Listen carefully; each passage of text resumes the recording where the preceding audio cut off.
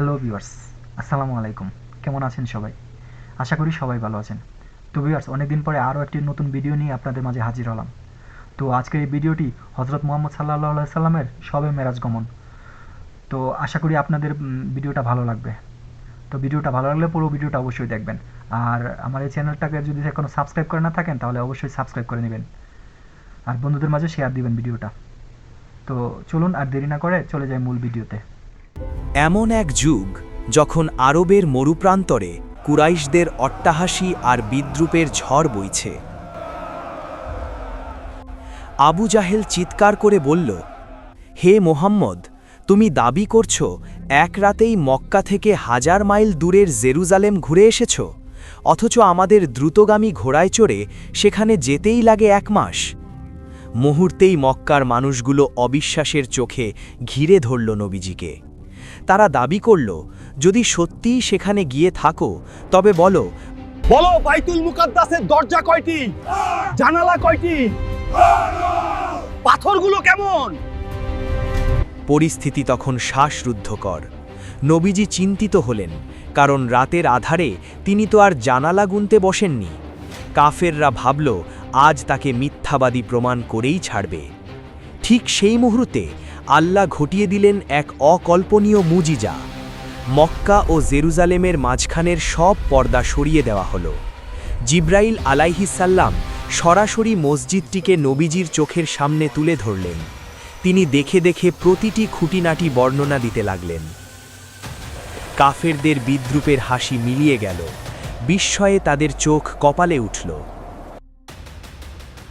কিন্তু কিভাবে শুরু হয়েছিল এই অসম্ভব যাত্রা? কেন আল্লাহ তার বন্ধুকে বেছে নিলেন যখন তিনি ছিলেন পৃথিবীর সবচেয়ে ভারাক্রান্ত মানুষ? চলুন ফিরে যাই সেই রাতে, যেই রাতে সময় থমকে গিয়েছিল।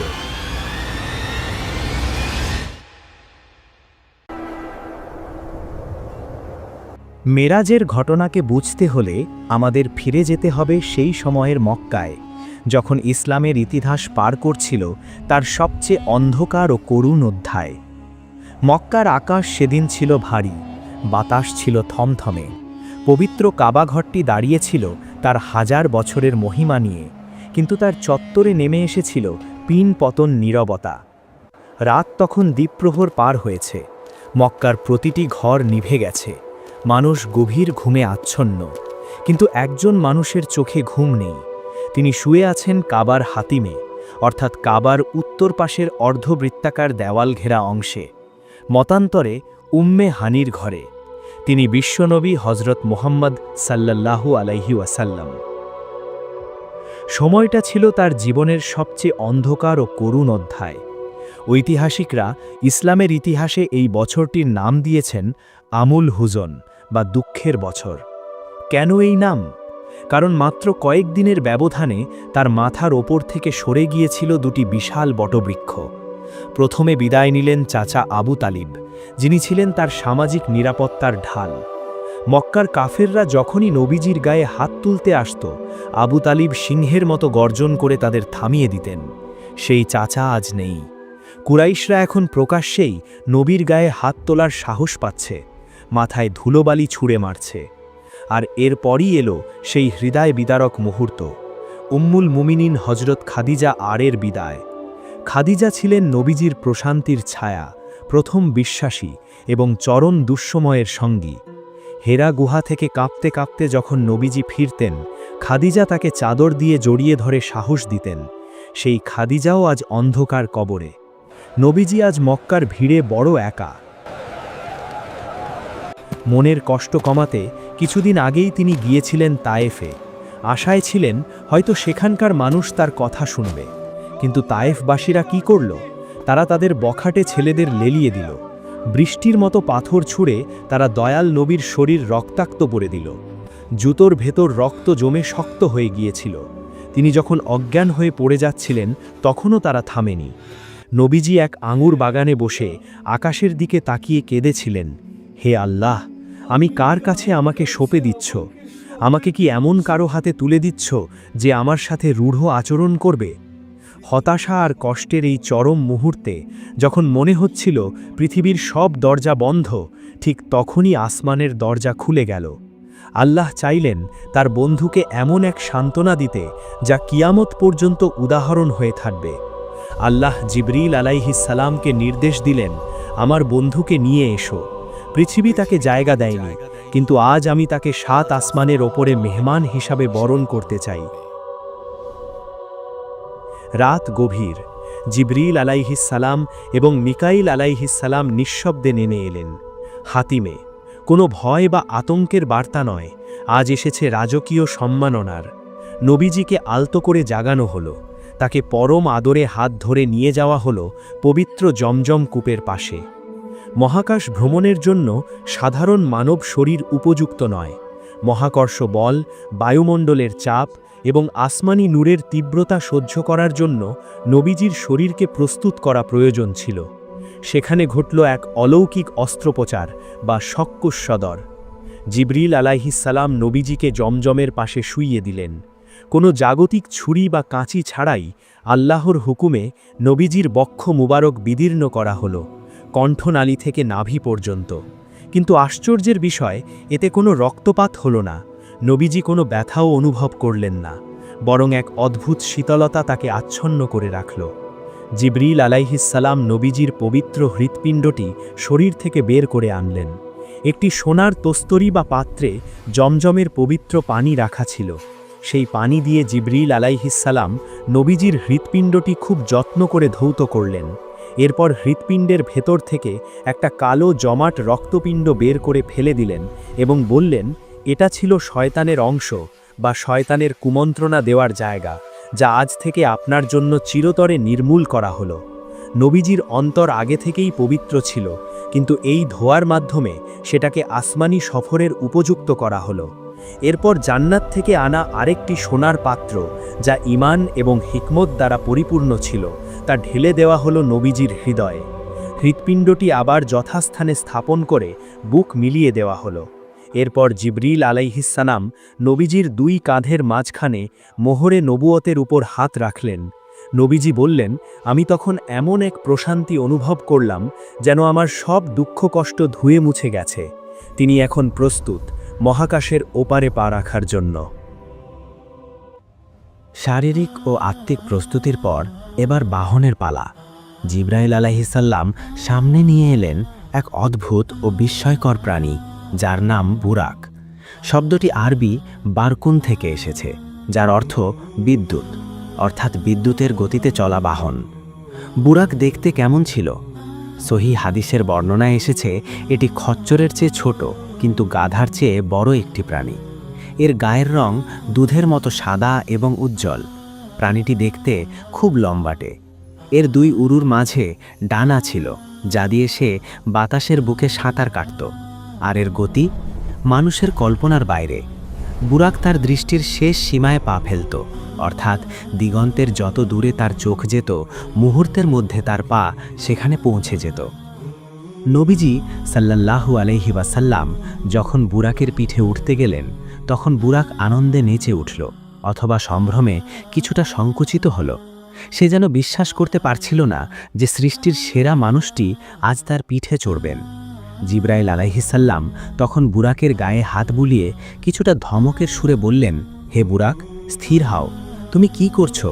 আল্লাহর কসম, আল্লাহর কাছে এর চেয়ে সম্মানিত কোনো ব্যক্তি আজ পর্যন্ত তোমার পিঠে ওঠেনি এবং ভবিষ্যতেও উঠবে না। এ কথা শোনা মাত্রই বুরাক লজ্জায় ঘেমে গেল। হাদিসে এসেছে, সে এতটাই স্থির হয়ে দাঁড়ালো যেন পাথরের মূর্তি। তার শরীর থেকে ঘাম ঝরতে লাগল। নবীজি সাল্লাল্লাহু আলাইহি ওয়াসাল্লাম বুরাকের পিঠে আরোহণ করলেন। ডানে জিবরাইল, বামে মিকাইল। শুরু হলো ইসরা বা রাত্রিকালীন ভ্রমণ। গন্তব্য মক্কা থেকে ফিলিস্তিনের জেরুজালেম। বুরাক ছুটছে বাতাসের চেয়েও দ্রুত গতিতে। নিচের পৃথিবীটা ঝাপসা হয়ে যাচ্ছে। পাহাড়, মরুভূমি, জনপদ সব চোখের পলকে পেছনে পড়ে যাচ্ছে। মক্কার ধূসর পাহাড় পেরিয়ে তারা এগিয়ে চলল উত্তরের দিকে। কিন্তু এই মহাজাগতিক যাত্রায় জিবরাইল আলাইহিস সালাম নবীজিকে কয়েকটি বিশেষ জায়গায় থামার অনুরোধ করলেন। এটি ছিল ইতিহাসের সাথে বর্তমানের এক মেলবন্ধন। হঠাৎ জিবরাইল বললেন, নামুন এবং এখানে 2 রাকাত সালাত আদায় করুন। নবীজি সালাত শেষ করে জিজ্ঞেস করলেন, এটা কোন জায়গা? জিব্রাইল বললেন, এটা তাইয়েবা বা ইয়াসরিব, মদিনা। অচিরেই আপনাকে এখানে হিজরত করতে হবে। নবীজি তখনও জানতেন না যে তার প্রিয় মক্কা ছেড়ে তাকে চলে যেতে হবে, কিন্তু আল্লাহ আগেই তাকে তার ভবিষ্যৎ আবাসস্থল দেখিয়ে দিলেন এবং সেখানে বরকতের নামাজ পড়ালেন। আবার বুরাক ছুটল। কিছু দূর যাবার পর আবার বিরতি। নামুন এবং সালাত আদায় করুন। নবীজি সালাত আদায় করলেন। জিব্রাইল বললেন, এটা তুর সিনাই পাহাড়, যেখানে আল্লাহ মুসা আলাইহিস সাল্লামের সাথে সরাসরি কথা বলেছিলেন এবং তাকে তাওরাত দিয়েছিলেন। আবার যাত্রা বিরতি। নামুন এবং সালাত আদায় করুন। জিব্রাইল জানালেন, এটা বাইতুল্লাহম, বেথলেহেম, যেখানে আল্লাহর নবী ঈসা ইবনে মারিয়াম আলাইহিস সাল্লাম জন্মগ্রহণ করেছিলেন। দীর্ঘ পথ পাড়ি দিয়ে বোরাক এসে পৌঁছালো ফিলিস্তিনের জেরুজালেমে। সামনে ঐতিহাসিক বাইতুল মুকাদ্দাস বা মসজিদুল আকসা। রাতের অন্ধকারে মসজিদটি এক ঐশ্বরিক নূরে জ্বলজ্বল করছে। হাজার হাজার বছর ধরে এই মাটি নবীদের সিজদায় ধন্য হয়েছে। নবীজি সাল্লাল্লাহু আলাইহি ওয়াসাল্লাম বোরাক থেকে নামলেন। মসজিদের গেটের সাথে একটি পাথরের আঁকটা বা ছিদ্র ছিল, যেখানে পূর্ববর্তী নবীরা দাউদ আলাইহিসসালাম, সুলাইমান আলাইহিসসালাম, ঈসা আলাইহিসসালাম তাদের বাহন বাঁধতেন। নবীজি সাল্লাল্লাহু আলাইহি ওয়াসাল্লাম সেই একই আঁকটায় বোরাককে বাঁধলেন। এখানে আমাদের জন্য একটি বিশাল শিক্ষা রয়েছে, যা উম্মতের জন্য পাথেয়। বোরাক জান্নাতি প্রাণী, সে আল্লাহর হুকুমে এসেছে, সে পালিয়ে যাবে না। জিব্রাইল আলাইহিসসালামের মতো শক্তিশালী ফেরেশতা সাথে আছেন, তবুও নবীজি কেন রশি দিয়ে বোরাককে বাঁধলেন? এর মাধ্যমে তিনি উম্মতকে শিক্ষা দিলেন তাওয়াক্কুল বা আল্লাহর উপর ভরসার আসল রূপ। নবীজি বুঝিয়ে দিলেন, আগে নিজের উট বাঁধো, নিরাপত্তা নিশ্চিত করো, তারপর আল্লাহর উপর ভরসা করো। অলৌকিকতার মাঝেও জাগতিক নিয়ম মানতে হয়। এরপর তিনি পরম ভক্তি, ধীর স্থিরতা এবং বিনয়ের সাথে মসজিদুল আকসায় প্রবেশ করলেন। এই সেই পবিত্র ভূমি, যাকে আল্লাহ বারাকনা হাউলাহা বা বরকতময় ভূমি বলেছেন। আজ সেই পবিত্র ভূমিতে পা রাখলেন নবীদের সর্দার। মসজিদের ভেতরে পা রাখতেই নবীজি সাল্লাল্লাহু আলাইহি ওয়াসাল্লাম থমকে গেলেন। একই আশ্চর্য দৃশ্য, মসজিদ কানায় কানায় পূর্ণ, বিশাল জামাত, কাতারবন্দি হয়ে দাঁড়িয়ে আছেন হাজার হাজার নুরালি চেহারার মানুষ। তারা কারা? তারা হলেন হযরত আদম আলাইহিসসালাম থেকে শুরু করে হযরত ঈসা আলাইহিসসালাম পর্যন্ত পৃথিবীতে আসা সমস্ত নবী ও রাসূল। আল্লাহ তাআলা আজ তাদের সবার রুহুকে এখানে সমবেত করেছেন। উদ্দেশ্য একটাই, শেষ নবীকে স্বাগত জানানো এবং তার শ্রেষ্ঠত্ব মেনে নেওয়া। সেখানে মুসা আলাইহিসসালাম আছেন, যিনি আল্লাহর সাথে কথা বলতেন। সেখানে ইব্রাহিম আলাইহিসসালাম আছেন, যিনি আল্লাহর খালিল। সেখানে নূহ আলাইহিসসালাম আছেন। সবাই অপেক্ষা করছেন নামাজের ইমাম কে হবেন। জিব্রাইল আলাইহিসসালাম আজান দিলেন, ইকামত হলো।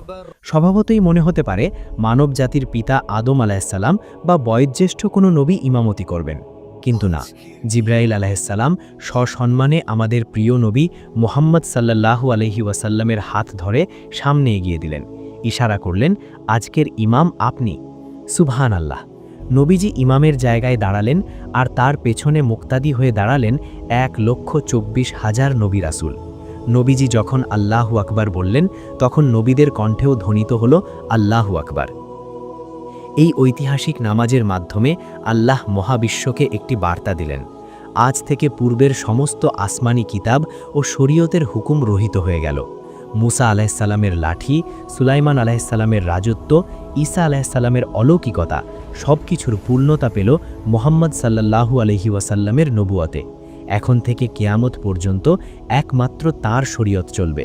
তিনি হলেন সাইয়্যিদুল মুরসালিন বা নবীদের নেতা। রাতের সফর শেষ করে নবীজি সাল্লাল্লাহু আলাইহি ওয়াসাল্লাম ফজরের আগেই মক্কায় ফিরে এলেন। তখনও ভোরের আলো ফোটেনি। তিনি উম্মে হানির ভরে বসে গভীর চিন্তায় মগ্ন হলেন। তার মনের ভেতর ঝড় চলছে। আমি যদি এখন মক্কাবাসীদের কাছে এই ঘটনার কথা বলি, তারা আমাকে মিথ্যাবাদী বলবে, তারা বিশ্বাস করবে না। সকালে কাবার চত্বরে নবীজিকে বিমর্ষ হয়ে বসে থাকতে দেখে আবু জাহেল কাছে এলো। শয়তানি হাসি হেসে সে জিজ্ঞাসা করল, ও হে মুহাম্মদ, মনে হচ্ছে আজ রাতে নতুন কোনো খবর আছে। নবীজি সাল্লাল্লাহু আলাইহি ওয়াসাল্লাম সত্য গোপন করলেন না। তিনি দৃঢ় কণ্ঠে বললেন, হ্যাঁ, আজ রাতে আমাকে ভ্রমণ করানো হয়েছে।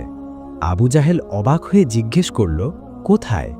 নবীজি বললেন, বাইতুল মুকাদ্দাস পর্যন্ত। আবু জাহেল যেন আকাশ থেকে পড়ল। সে বলল, তুমি বলতে চাচ্ছ আজ রাতে তুমি জেরুজালেম গিয়ে আবার সকালেই আমাদের মাঝে ফিরে এসেছ? অথচ আমাদের উঠের পিঠে যেতে 1 মাস আর আসতে 1 মাস লাগে। নবীজি বললেন, হ্যাঁ, এটাই সত্য। আবু জাহেল তখন ভাবল, আজ মুহাম্মদকে সবার সামনে অপমান করার মোক্ষম সুযোগ পাওয়া গেছে।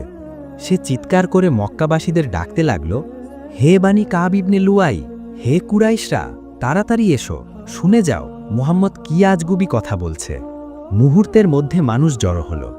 নবীজি সবার সামনে ঘটনা খুলে বললেন। শোনার সাথে সাথে হাসির রোল পড়ে গেল। কেউ কেউ বলল, পাগল নাকি? কেউ কেউ মাথায় হাত দিয়ে বসে পড়ল।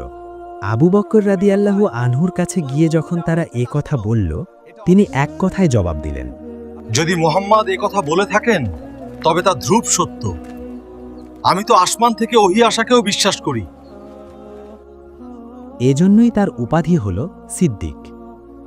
কুরাইশদের মধ্যে যারা প্রবীণ এবং ব্যবসায়ী, তারা জেরুজালেম সম্পর্কে ভালো জানত।